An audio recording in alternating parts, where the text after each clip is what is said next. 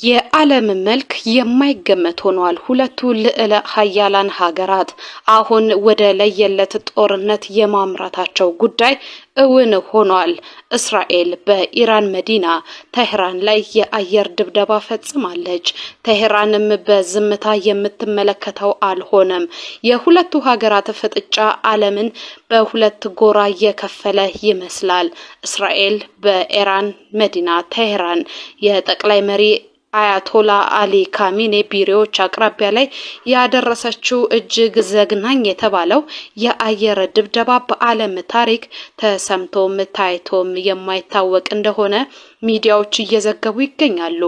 ጥቃቱ ከተፈጸመ በኋላ በኢራን ዋና ከተማ ቴህራን ድርጊቱን የሰማው የአሜሪካ ከኢራን ጋር የኒውክሌር ፕሮግራም ላይ የምታደርገው ድርድር ላይ ጫና የምታሳድር እንደሆነ እየተነገረ ነው። የጦር ጀቶች፣ መርከቦች አሉ የተባሉ የጦር መሳሪያዎች ሁሉ ወደ ቦታው እየገሰገሱ ነው። ዓለም መልኳ ተቀይሯል። ጥቃቱ በኢራን ከፍተኛ አመራሮች ቢሮ ላይ መፈጸሙ ደግሞ ችግሩን የከፋ አድርጎታል። በዘገባው ላይ እንደተጠቀሰው እስራኤል ይህንን ድንገተኛ የአየር ጥቃት የፈጸመችው የኢራንን የኒውክሌርና ወታደራዊ አቅም ለመቀነስ በሚል ግብ ነው። አሜሪካንን የመሰሉ ተጽዕኖ ፈጣሪ ሀገራት አሁንም ድረስ መግለጫዎችን እየሰጡ አይደለም። ባሳለፍነው ሳምንትና ወራት የአሜሪካው ፕሬዝዳንት ዶናልድ ትራምፕ የሁለቱ ሀገራት ስጋት ዓለምን ሊያናውጥ እንደሚችል ትክክለኛ መፍትሄ ሰጪዋ ሀገር ግን አሜሪካ ልትሆን እንደምትገባ ፍንጭ ሰጥተው ነበረ። እስካሁን በደረሰው አደጋ ዙሪያ ዝርዝር መረጃ ከኢራን ወገን አልተሰጠም። ጥቃቱ የተፈጸመባቸው አካባቢዎች ላይ ከፍተኛ ፍንዳታ ተሰምቷል።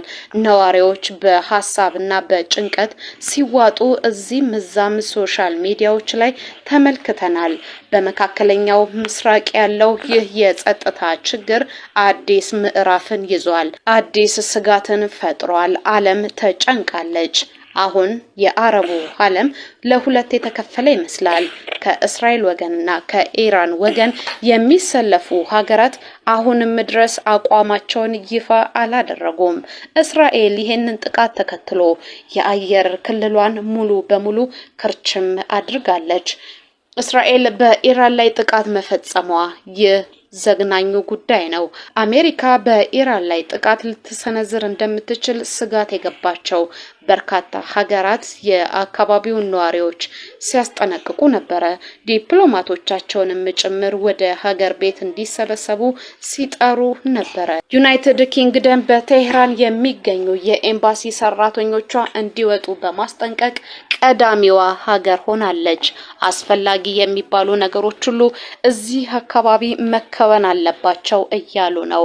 አሜሪካ በኢራን የሚገኙ ዜጎቿን እጅግ በፍጥነት ለቀው እንዲወጡ ማሳሰቧም ይታወቃል። ቻይና፣ ህንድ፣ ካናዳን ጨምሮ ሌሎች ሀገራትም ጦርነቱ አስግቷቸው ዜጎቻቸውን ወደ ሀገራቸው የጠሩ ቀዳሚ ሀገሮች ናቸው።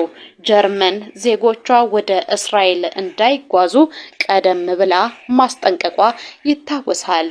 ይህ የዓለም ውጥረት ለሌሎችም እየተረፈ ይመስላል። እስራኤል ጠንካራ ሀገር ነች።